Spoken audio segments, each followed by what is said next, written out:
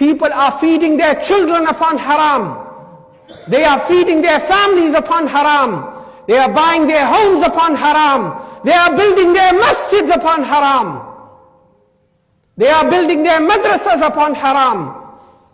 Through drug money, through alcohol money, through cheating and gambling. And then they think, I will give it to charity and Allah will forgive me.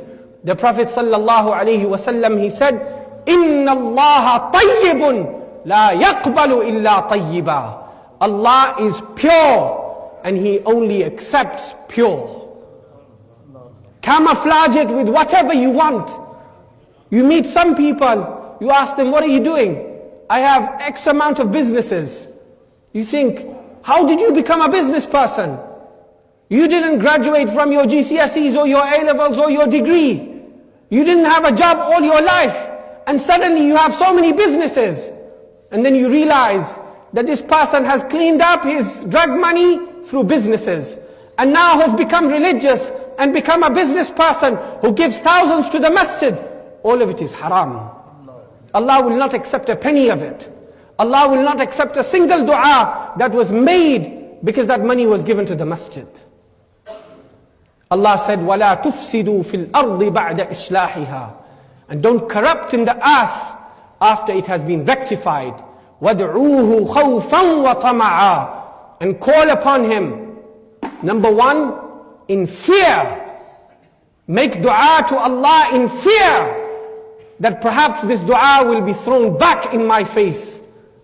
Perhaps this money that I'm putting in the masjid, Allah will throw back in my face. Perhaps what I am feeding my children, Allah will question me and say, you fed these innocent children upon haram. And the Prophet ﷺ said, and a body that was fed with haram, فَالنَّارُ أَوْلَى بِهِ. The fire has greater preference over that. I.e., paradise has no place for it. Fire has greater preference that that body be burnt in the fire of hell because it was nurtured through haram. This is our religion. It's serious. If Allah has given us to eat and drink, we should thank Him and stop at that. If we open up our eyes into matters of haram and bring into haram into our families, we can't deceive Allah. We might grow a beard and cheat people that I've become Haji Sahib and religious now. But was that Hajj done upon halal? Was that earned through halal? A man, he went to Makkah, he was a righteous man. He went for Hajj. He didn't say Labbaik Allahumma Labbaik once. The people asked him, why don't you say Labbaik Allahumma Labbaik? He said, I fear if I say to Allah, here I am, I fear Allah might say to me, go away, I don't need you. Why?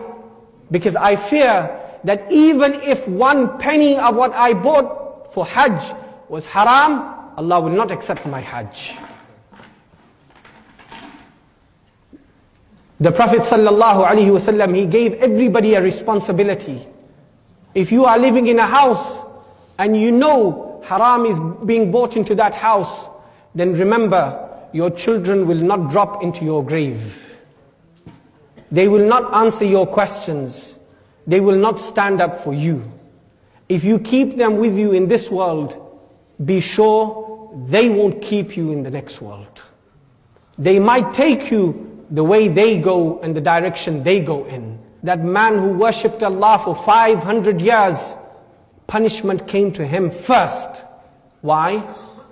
Because the color of his face did not change when he knew in his community haram was going on, wrong was going on, people were selling drugs, people were gambling, people were building their homes, their mansions, their masjids upon haram, but nothing changed in him. Allah said, punish him first.